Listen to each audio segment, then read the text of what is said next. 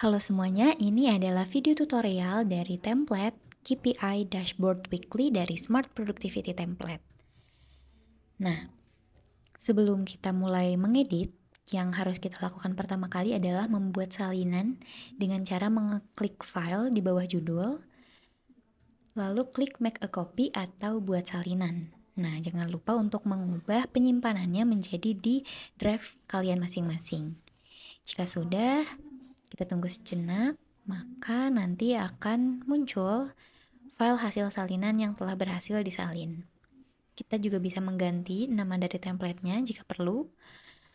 Oke, langsung saja. Pada template KPI Dashboard Weekly ini, 3 tab pertama yaitu Summary, Tracker, dan Dashboard merupakan tab yang tidak perlu kita isi karena hampir semuanya otomatis. Nah, yang bisa kita pilih adalah untuk di tab Summary ini adalah metriknya. Nah, metriknya ini bisa kita pilih menggunakan drop down, lalu kita juga bisa mengisi catatan. Oke, di sini juga kita bisa melihat perkembangan dari minggu terakhir, bulan terakhir, dan tahun terakhir. WOW growth itu artinya week on week growth. Jika MOM itu month of month growth, dan YOY itu year of years growth. Nah, di sini kita akan dilihatkan hasil persenan yang merupakan jika di minggu terakhir itu apakah mengalami kenaikan atau penurunan dari seminggu sebelumnya. Nanti akan diberi tanda segitiga hijau ke atas dan segitiga merah ke bawah seperti itu. Selanjutnya di tab tracker, yang pertama kita bisa memasukkan logo kita di sebagian kotak sebelah kiri pojok atas itu. Lalu di sini juga kita bisa memilih KPI matriksnya, nanti akan muncul secara otomatis. Kita juga bisa melihat apakah kita ingin melihat jumlah atau rata-rata dari matriks tersebut.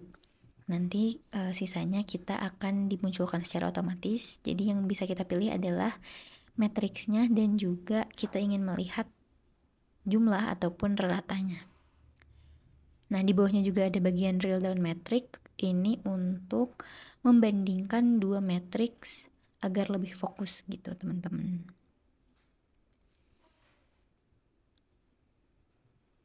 Oke, di sini kita bisa memilih minggu terakhir yang ingin ditampilkan dengan cara mengklik 2 kali. Lalu kita pilih saja, misalkan saya pilih tanggal 23, maka secara otomatis datanya akan dimulai dari tanggal 23 ke belakang. Nah, di sini juga ada jumlah minggu yang ingin ditampilkan. Misalkan saya ingin hanya menampilkan 3 minggu saja, maka yang akan ditampilkan hanya 3 minggu ke belakang dari minggu terakhir yang dipilih. Ini bisa diganti-ganti ya teman-teman untuk jumlah minggu yang ditampilkannya. Nanti datanya akan otomatis mengikuti dari yang kita sesuaikan di control panel itu. Nah, di sini saya contohkan tanggal 7 Oktober belum memiliki data, maka angka-angkanya masih kosong. Nah, untuk minggu yang disorot itu otomatis menyorot minggu terakhir yang dipilih. Berikutnya ada mata uang, memilih menggunakan drop down. Nah, untuk warna diagram garis itu adalah dari diagram yang itu, teman-teman ya. Nah, kita menggantinya jika ingin mengubah gambarnya. Salah, nanti dikat. Jika ingin mengubah warnanya, kita bisa memasukkan atau mengganti kode warnanya. Nanti otomatis si diagram garisnya akan berubah. Oke. Lalu kita masuk ke tab dashboard. Nah, di tab dashboard ini semuanya sudah otomatis tertampil. Kita bisa memilih periodenya mau bulanan atau mingguan. Itu untuk yang paling atas saja ya teman-teman. Untuk yang diagram batang yang ada di bawahnya itu hanya untuk mingguan. Nah, kenapa di sini kosong sedangkan month-nya ada? Karena kita tadi memilihnya tanggal terakhirnya itu 7 Oktober yang mana belum ada datanya, maka datanya menjadi kosong. Sedangkan untuk bulanannya ada. Nah, berikutnya di tab readme ini merupakan tab petunjuk penggunaan, dimana kalau kalian lupa bagaimana cara menggunakan template ini, bisa dilihat aja di tab ini karena isinya sudah lengkap mengenai informasi-informasi tab yang ada. Nah, berikutnya ada tab kontrol. Di tab kontrol ini kita akan memasukkan data-data yang diperlukan agar dapat muncul di tab summary, tracker, dan dashboard. Nah, di sini sudah ada arahannya. Yang pertama, masukkan nama bisnis, lalu memasukkan data sesuaikan metrik yang akan mengisi lembar aktual, target, dan tracker. Nah, pertama di bagian KPI ini adalah tempat teman-teman bisa masukin metrik-metriknya. Nah, mulai dari ini bisa diganti semuanya, ataupun mau melanjutkan mulai dari metrik 10 juga boleh. Nah, lalu untuk tentang monetary ini, apakah dia itu berhubungan dengan uang? Contohnya ada order di sini karena dia bukan berupa uang jumlahnya, maka dia tidak. Sedangkan untuk pendapatan karena dia bentuknya berupa uang, maka kita pilih ya, maka nanti memunculkan simbol rupiah di tab trackernya. Itulah fungsi dari dropdown monetary ini.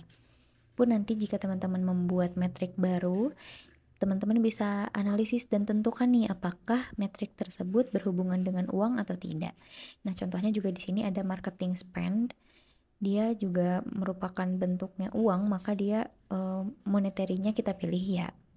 Lalu ada deskripsi dan definisi matriks, itu hanya untuk referensi. Ini tidak mempengaruhi apapun pada tampilan template ini, namun sebagai pegangan jikalau teman-teman lupa deskripsi dari salah satu matriks seperti itu.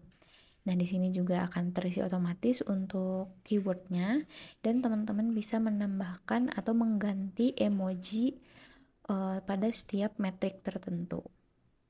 Nah, berikutnya ada tab actuals dan target. Nah, kedua tab ini secara tampilan sama bentuknya dan kolom-kolomnya juga sama. Namun yang membedakan adalah nanti datanya. Jadi teman-teman kalau di tab target ini masukkanlah data-data yang menjadi target teman-teman. Nah, untuk pendapatan, order, pelanggan baru, kunjungan website, dan metrik lainnya.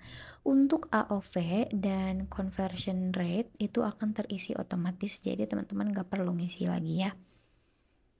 Di sini kita contohkan untuk memasang target berapa sih pendapatan yang ingin kita dapatkan di minggu Oktober tanggal 7 ini, dan ingin mendapatkan berapa jumlah order sih, seperti itu. Nah, setelah kita memasukkan pendapatan dan order sesuai target kita, nanti AOV-nya akan muncul.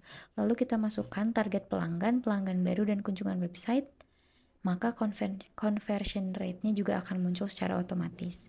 Dan kita masukkan berapa target marketing spend atau uang yang dihabiskan untuk marketing. Nah, begitu selanjutnya untuk metrik lainnya.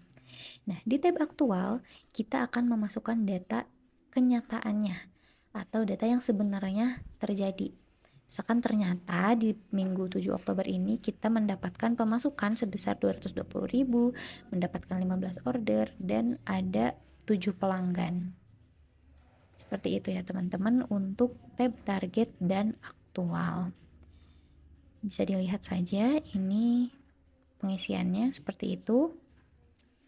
Nah, data yang dimasukkan dari tab target dan actuals nantinya akan berpengaruh kepada tab tracker.